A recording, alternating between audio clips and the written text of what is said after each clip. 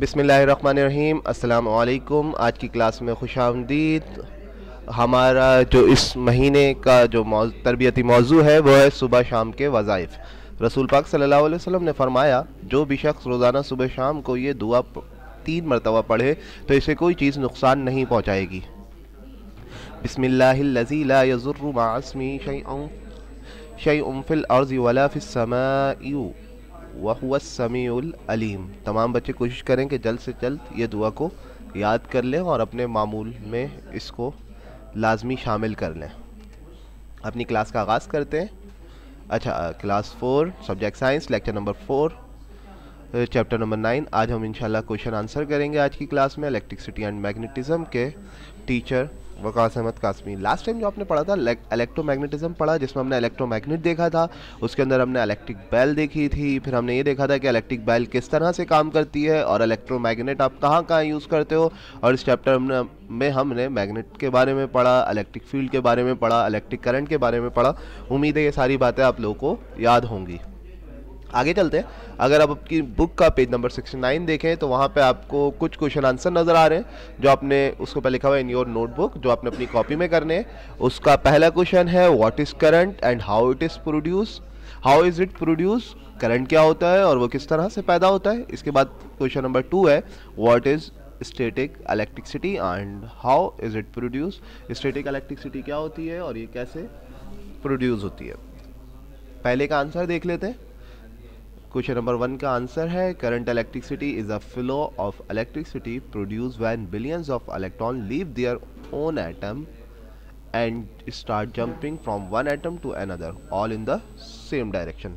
किस तरह से प्रोड्यूस होती है? जब इलेक्ट्रॉन्स अपने एटम को छोड़ के दूसरे एटम्स में जाते हैं।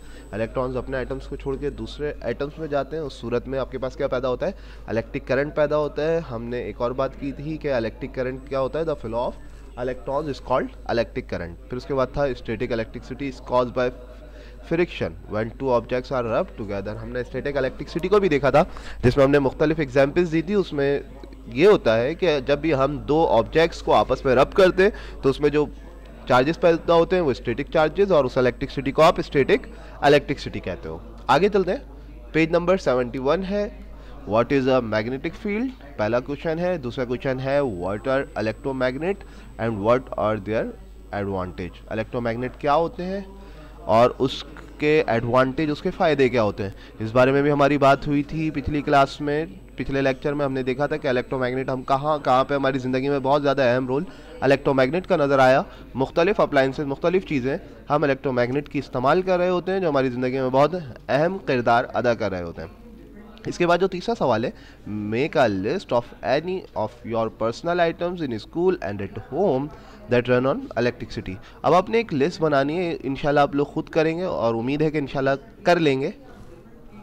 उसमें आपने एक लिस्ट बनानी है जिसके अंदर आपने वो आइटम्स बताने जो स्कूल के अंदर और आपके पर्सनल यूज़ में है, जो इलेक्ट्रिसिटी से चलते हैं।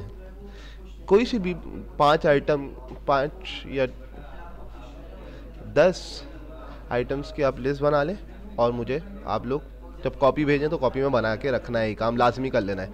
इसके बाद आगे चलते हैं। पहले का सवाल है a magnetic field is an invisible area around a magnet, there also has magnetic power, magnetic object that come within this field may be attract to the magnet even without making contact.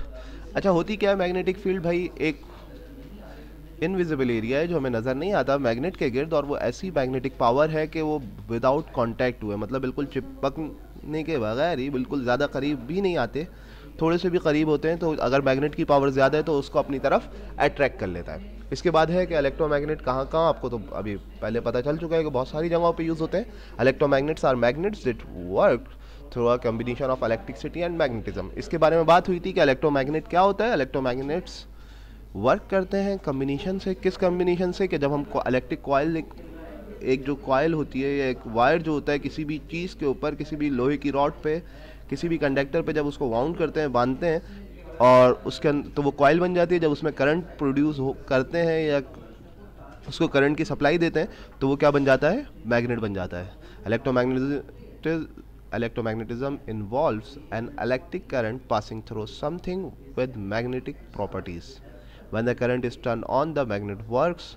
When the current is turned off, the magnet stops working. This means energy is not wasted.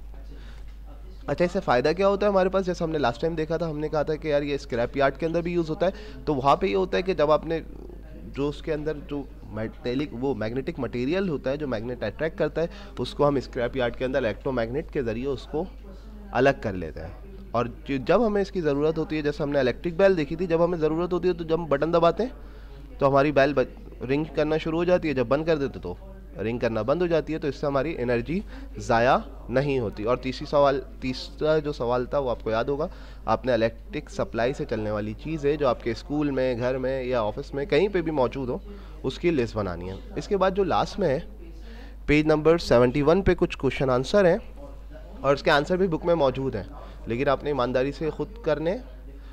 पहला question है where magnetic field strongest, कि magnetic field सबसे ज़्यादा कहाँ पे होती है। What two things are needed to create electromagnetism, कौन सी दो चीज़ें चाहिए होती हैं जब आप इलेक्ट्रोमैग्नेट बनाने के लिए। और इसके बाद when electricity is pass through a magnet does the magnet field get smaller और लार्जर, जब हम उसके अंदर इलेक्ट्रिसिटी पास करते हैं मैग्नेट के अंदर तो उसकी मैग्नेटिक फील्ड बढ़ती है या कम होती है, की बात ये बतानी है। What is the main benefit of electromagnets, सबसे मेन या सबसे अहम फ़ायदा क्या होता है इलेक्ट्रोमैग्नेट का। अपनी क्लास को ख़त्म करते हैं। उम्मीद है आप लोग ये वीडियो अच्छी तरह देख के समझ लेंगे। इंशाल्लाह नेक्स्ट क्लास में मिलेंगे। जब तक के लिए अल्लाह हाफ़िज़।